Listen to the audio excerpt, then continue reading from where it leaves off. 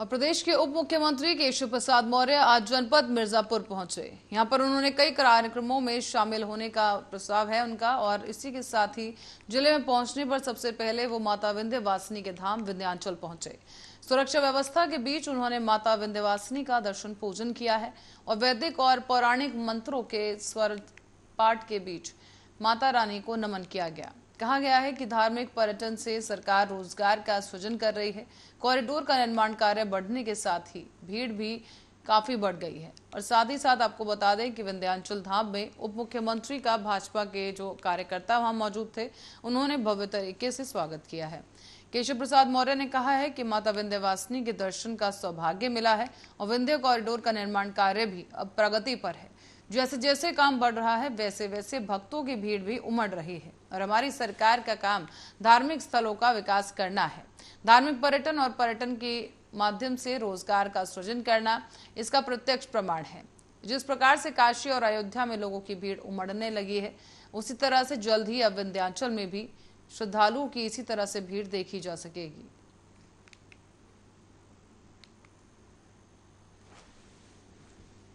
विंध्यवासिनी मैया के आज दर्शन का सौभाग्य मुझे मिला जब विंध्याचल आने का अवसर मिला, और जो विंध्य धाम का एक कॉरिडोर निर्माण का कार्य चल रहा है वह भी प्रगति पर है। जो लोगों से जानकारी मिली है कि विंध्य धाम निर्माण का कार्य जैसे जैसे आगे बढ़ रहा है वैसे वैसे भक्तों की भीड़ भी बढ़ रही है।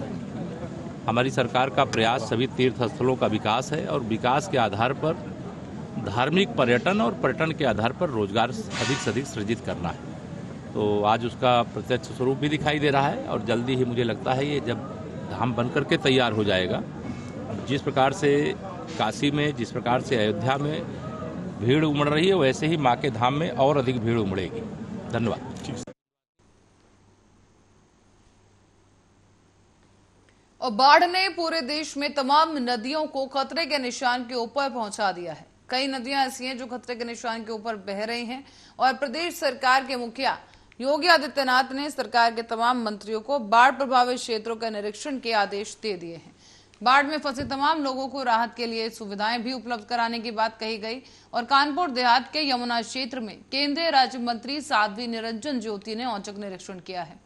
इस बीच राशन वितरण में हो रही अनियमितताओं के चलते कई आरोप सामने आए थे और आरोपों के घेरे में खड़े एसडीएम भोगनीपुर अजय कुमार राय को मंत्री ने जमकर फटकार लगाई। जब बाढ़ आई थी तब मैं ऐसे यहाँ से निकल गई थी, क्योंकि 2 दिन मुझे अपने फतेहपुर में लगाना था, तो मैं 2 दिन अभी फतेहपुर लगा करके आई हूँ। यहाँ इस गांव पंचायत में जो अनियमितताएं मिली हैं, मैं सीधे प्रशासन को दोष इसीलिए देती हूँ कि चुने हुए प्रतिनिधि से बंटवाओ। यदि पूर्व प्रधानों से बंटवाना तो सबको बुला लेते, नहीं तो पार्टी के पदाधिकारी को बुला लेते। लेकिन यहाँ जिस तरह से प्रशासन ने किया, इसी के लिए मैं आई हूँ आज। मुझे कल मेरे यहाँ कम से कम 50 आदमी पहुँचा था कि हमें राशन नहीं मिला।